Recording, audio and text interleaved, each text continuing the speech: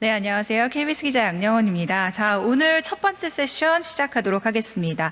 주제가 뉴스룸 민주주의인데요. 뉴스룸 문화를 살펴보고 또 세대 간, 젠더 간 다양성과 포용에 대해서 말씀을 듣도록 하겠습니다. 지금 이 무대 앞이 꽉 차 있는데요. 특별히 또 이번 세션에는 시민 갤러리 24분이 함께 해주시겠습니다. 모두 안녕하세요. 네, 지금 보이는데요. 네. 처음이에요. 이렇게 뵙는 거는. 네, 꼭 활발하게 참여해 주시기 바랍니다. 얘기 들으신 다음에요. 기대가 커요. 자, 오늘 세션 참여해 주셔서 감사드리고요.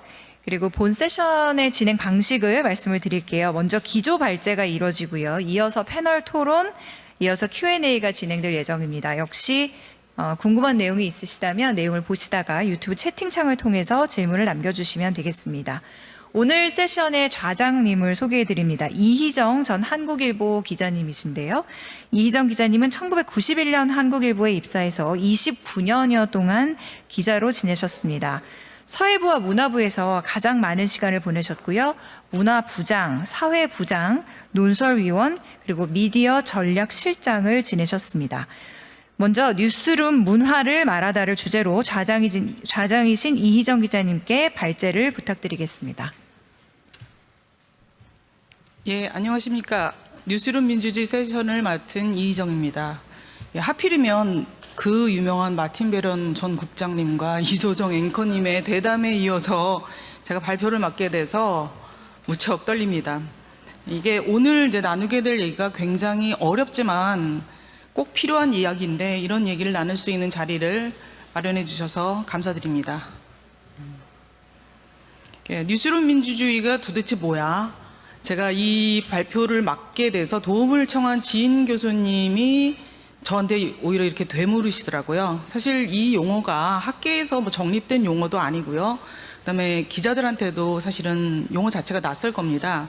저널리즘과 민주주의 아니면 뭐 뉴스와 민주주의와 뉴스 이런 데 대한 논의는 학술적으로도 많이 이루어졌지만 정작 저널리즘을 수행하는 조직, 특히 뉴스룸 안에서 민주적 가치와 절차가 제대로 작동하고 있는가 이런 물음들은 사실 현업에서도 학계에서도 비중 있게 제기되지 못했고 꾸준히 체계적으로 다뤄지지도 못했던 주제입니다. 그러니까 오늘 이번 세션에서는 우리가 그동안 어쩌면 외면해 왔던 우리의 이야기를 외부인의 비평이 아닌 현직 기자들의 목소리를 통해서 짚어보는 자리입니다. 발표는 어떤 주장을 담기보다는 본격적인 논의를 위한 문제 제기 정도로 봐주시면 되겠습니다. 다소 거창하게 들리는 주제를 소박하게 저의 이야기로 시작해 보겠습니다. 제가 사실 지금 백수거든요. 작년 6월에 제가 저희 첫 직장이자 마지막 일터였던 신문사를 그만뒀습니다. 퇴사를 결심하면서 만 29년 기자 생활을 돌아보니 제가 기자로서 이 불의한 세상을 향해서 날카로운 메스를 들이대는 것보다 제가 속했던 조직이나 언론계 전체를 향해서 주먹을 불끈 쥐거나 짱돌을 날리는 그런 일을 더 많이 했던 것 같은 생각이 들어서 좀 씁쓸하기도 했는데요.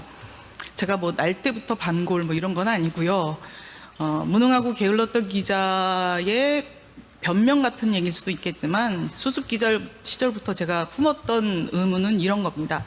그러니까 언론이 우리 사회 커뮤니케이션을 위한 핵심 기반이라고들 하잖아요. 근데 정작 그 안에서 소통이 제대로 이루어지지 않는다면 이걸 어떻게 받아들여야 되지? 이러고도 우리가 언론의 역할을 제대로 할 수 있을까? 이런 의문이었습니다. 제가 퇴사 전 3년 반 동안 미디어 전략 업무를 수행을 했었는데요. 그때도 디지털 혁신, 온라인 강화 같은 말보다는 지속 가능한 저널리즘을 위한 조직과 조직 문화 혁신의 방점을 찍었던 이유이기도 합니다. 그러니까 이런 제 생각하고 경험을 그냥 정리를 해서 뉴스룸 민주주의의 요건 4가지를 한번 뽑아봤습니다. 첫 번째는 사회 구성을 반영한, 사회를 닮아 있는 조직 인력 구성의 다양성. 두 번째는 다른 목소리를 허용하고 치열한 논쟁을 통해서 합의를 끌어내는 포용적인 문화. 그리고 세 번째는 이를 실현하는 제도적 장치, 그리고 한 번 제도를 만들었다고 끝난 것이 아니라 리뷰하고 개선하고 또다시 리뷰하는 선순환 구조를 만드는 것. 그다음에 가장 중요한 것은 이 모든 것을 지속 가능하게 하는 리더십입니다. 제가 발제를 준비하면서 DEI가 뭐 사실 최신의 추세인 것 같지만 사실 언론에는 오래된 미래다라는 식으로 제 나름대로 좀 정리를 해봤는데요.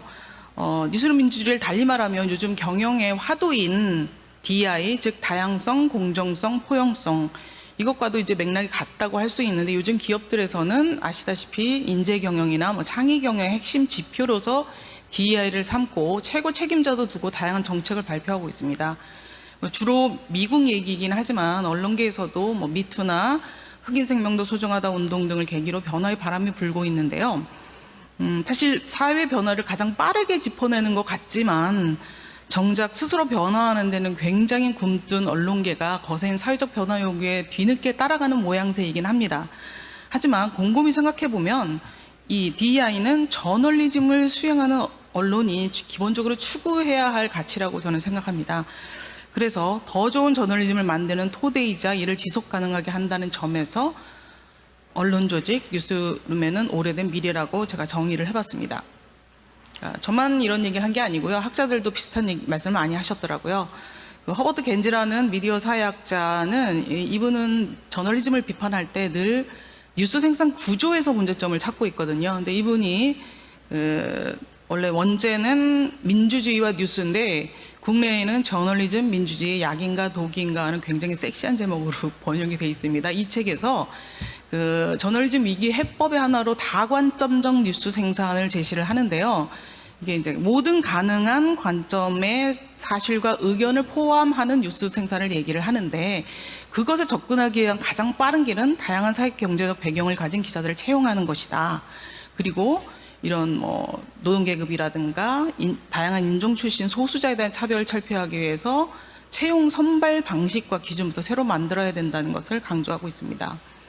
그리고 현장이나 학교에서 이 바이블로 통하는 저널리즘의 기본 원칙에서도 이 다양성 문제를 굉장히 비중 있게 다루고 있는데요.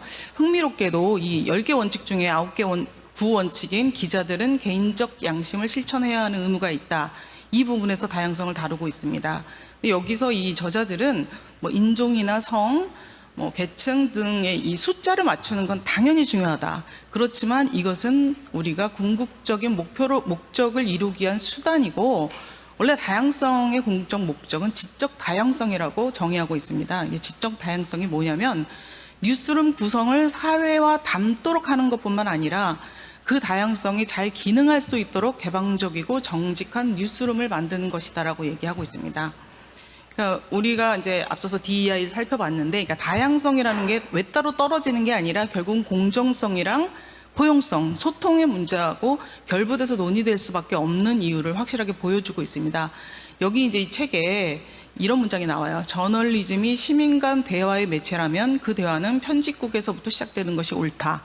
제가 앞서 소개드렸던 제가 수습 기자 시절부터 마음속에 담았던 질문을 좀 더 멋지게 표현한 문장인데요. 제가 이 책을 한 10년에 걸쳐서 4번쯤 읽었는데요. 볼 때마다 울컥울컥 하면서 밑줄을 갖다가 까맣게 그어놨더라고요. 예, DEI가 왜 중요한가 조금 좀 깊이 들어가서 얘기를 해보겠습니다. 이게 이제 뒤에 소개할 뉴욕타임즈의 올 2월에 나왔던 보고서에 나온 문장입니다. 이 계획에 포함되어 있는 이 변화들이 우리의 저널리즘을, 우리의 비즈니스를, 그리고 우리의 회사를 더 강하게 만들 것이라고 확신한다. 저는 이 문장에 이게 함축되어 있다라고 생각을 하는데요. 그거를 이제 좀 더 나눠서 생각을 해보면, 이게 우리가 이제 다루는 사회 현안들이 이제 단순하지가 않습니다. 한 줄의 스트레이트로 다룰 수 있는 게 아니죠. 그러니까 굉장히 복잡한 이해관계가 얽혀 있는 것을 더 깊고 넓게 다루기 위해서는 다양한 능력을 가진, 다양한 배경을 가진 많은 기자들의 협업이 필요하고요. 그 다음에 이제 뉴스 전달 양식도 굉장히 다양화되지 않았습니까? 그래서 이제 편집국 안에 이미 개발자라든가 영상 PD라든가 기획자라든가 굉장히 다양한 직종들이 들어와서 협업을 하고 있어요. 앞으로는 더 중요해질 것이고요. 그 다음에 사실 그 현업 기자들이 일선 현장에서 늘 부딪히는 어떤 기레기라는 어떤 집단 매도라든가 아니면 언론 산업에 있어서 어두운 미래 이런 것들로 인해서 점점점 낮아져가는 어떤 자존감이나 이런 그런 것들을 좀 해소하면서 구성원들한테 더 높은 자부심, 소속감, 동기를 부여하기 위해서도 전 DEI가 중요하다고 생각합니다. 그럼 뭐 한 줄로 요약하자면은 이제 이런 뉴스룸 안팎의 다양성과 포용 요구에 화답하지 못하는 언론사는 미래가 없다고 단언할 수 있겠습니다. 그런데 그러면 실천이 왜 어려운가? 뭐 좀 짚고 넘어가야 될 것 같습니다. 이제 한마디로 얘기하면 언론사에서 늘 얘기하는 거 있잖아요. 야, 지면은 맞고 봐야 될 거 아니야. 뉴스는 내보내야 될 거 아니야. 그러니까 지금 한가한 소리 하지 마. 라는 말들이 늘 통용되잖아요. 그러니까 실제로 언론이, 그러니까 그 뭐 데스크가 나빠서가 아니라 사실 언론이 하는 일 자체가 그러한 측면이 있습니다. 언제나 쓸 기사는 너무 많고 늘 시간은 너무 없습니다, 우리에게. 더군다나 디지털 환경으로 넘어가면서 이제는 지면이나 뉴스 마감을 넘어서 이제 분초를 다투면서 일을 해야 되는 환경에 지금 내몰려 있습니다. 이 두 가지뿐만 아니라 이걸로도 힘들고 벅찬데 그 언론사 조직 자체가 굉장히 위계가 강한 조직 구조를 가지고 있습니다. 그래서 효율성을 앞세우다 보니까 상명하복 문화도 있는데요. 이거는 물론 고쳐야 되는 것이긴 하지만 이게 업무의 특성상 또 기인하는 것들이 있기 때문에 양면적으로 다 봐야 되는 거라고 생각을 하고요.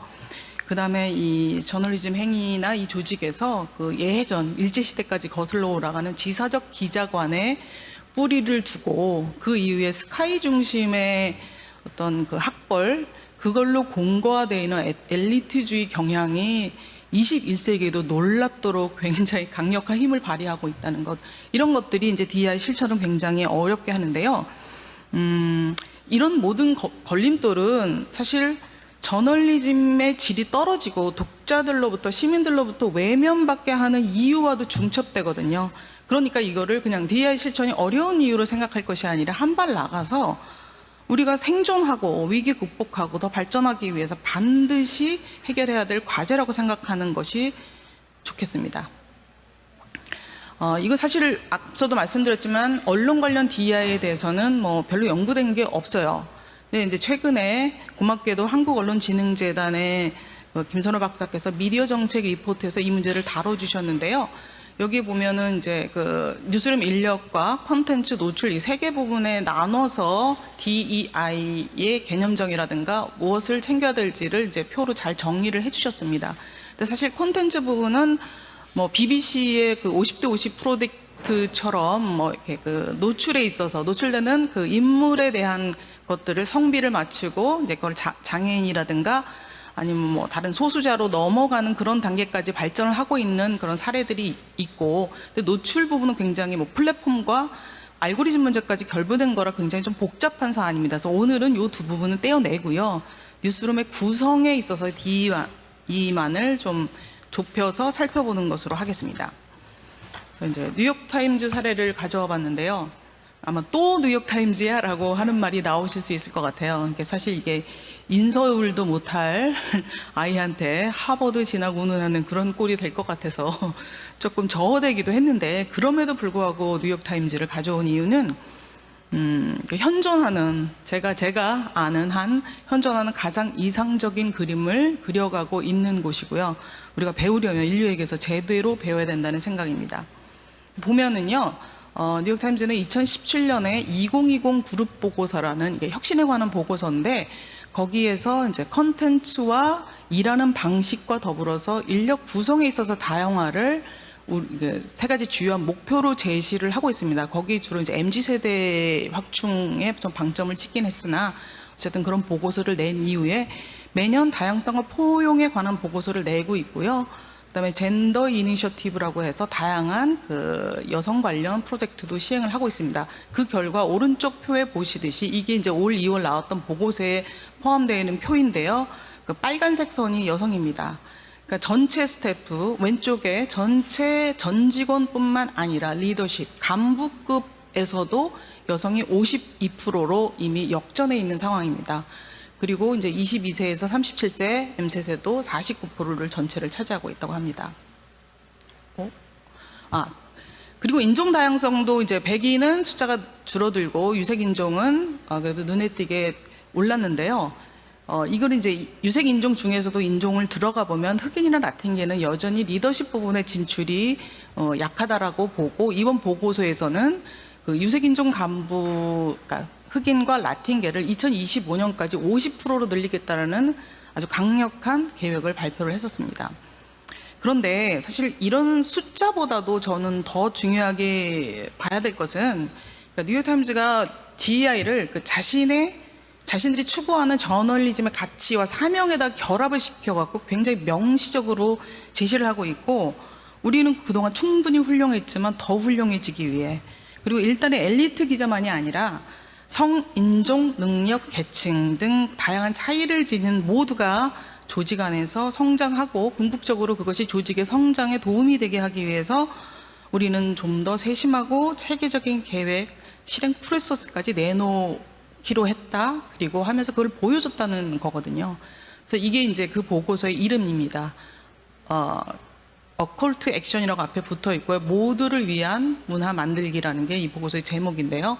이게 작년 그 조지 플로이드 사건을 계기로 위원회를 구성해서 8개월 동안 직원 400여 명을 인터뷰를 해서 그 실태를 진단하고 실행 계획을 담은 건데요. 이제 여기서 제가 좀 눈여겨봤던 것이, 아까도 계속 강조를 드렸지만 여기는 저널리즘과 비즈니스를 모두 변화시켰는데 이제는 문화를 바꿔야 한다. 문화를 바꾸는 것이 결합될 때 우리 저널리즘의 변화, 비즈니스의 변화가 더 나은 방향으로 나아갈 수 있다는 걸 분명히 하고 있다는 거고요.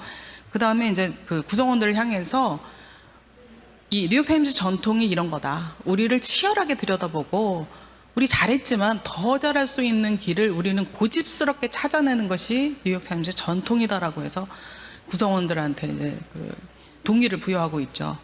그리고 제가 또 눈여겨봤던 것은 DEI를 잘하면 리더들이 자기 성찰적이어야 한다는 부분이 있습니다.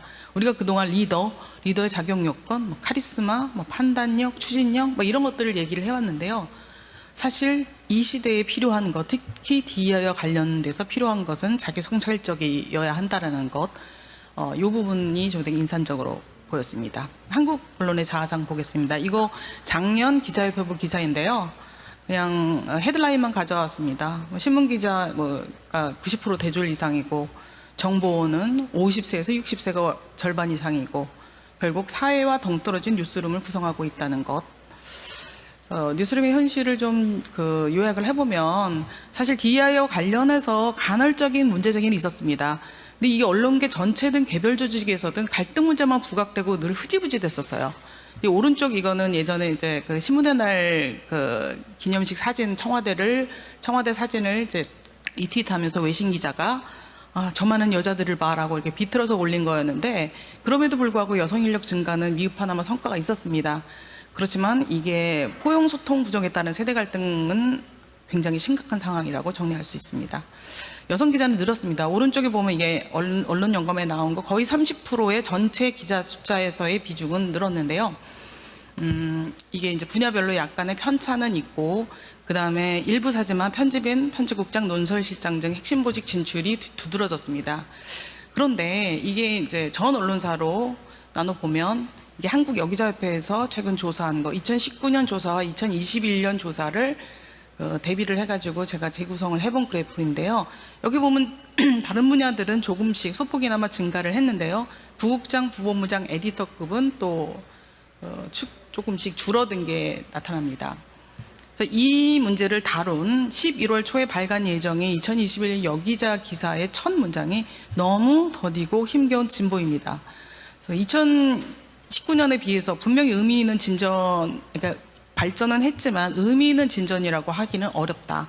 그리고 고위직 발탁이 일부 언론사의 예외적 사례에 그치고 있다는 것을 지적을 하고 있습니다.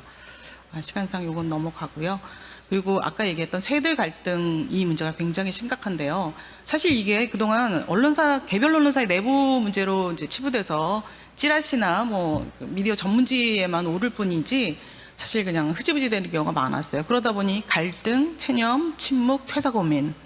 그래서 결국 이직 기자의 연차가 갈수록 낮아지는 현상들이 벌어지고 있고요. 이게 이제 고질적 인력 부족이 겹쳐서 과중한 업무로 그러니까 사태가 더욱 악화되고 있는 형국입니다. 제가 이 문제는 이제 패널 토론에서 좀 더 다루겠지만 개인적으로 15년차 이하 기자 몇 명을 만나서 목소리를 들어봤습니다.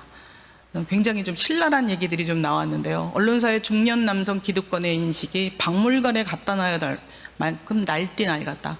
더 심각한 것은 낡았다는 걸 알지도 부끄러워하지도 않는다.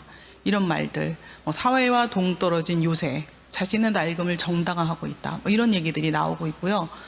그 다음에 사실 현장 기자들도 책임이 없다고 할 수 없는 것이 출입처를 통해서 이제 동기화되면서 A신문은 더 하되 B방송은 더 하되라고 하면서 그냥 머물러 있어도 될 이유를 찾거나 서로를 이제 면죄부가로 만드는 그런 일들이 벌어지고 있다고 합니다. 그러면 무엇을 어떻게 할 것인가?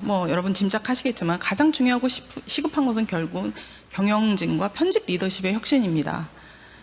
결국 이게 다양성, 포용, 꾸준한 혁신 이 모든 것을 가능하게 하는 것이 리더십이기 때문이죠. 근데 이제 리더십 문제를 얘기하면 조금 격한 얘기가 나올 수밖에 없을 것 같은데요.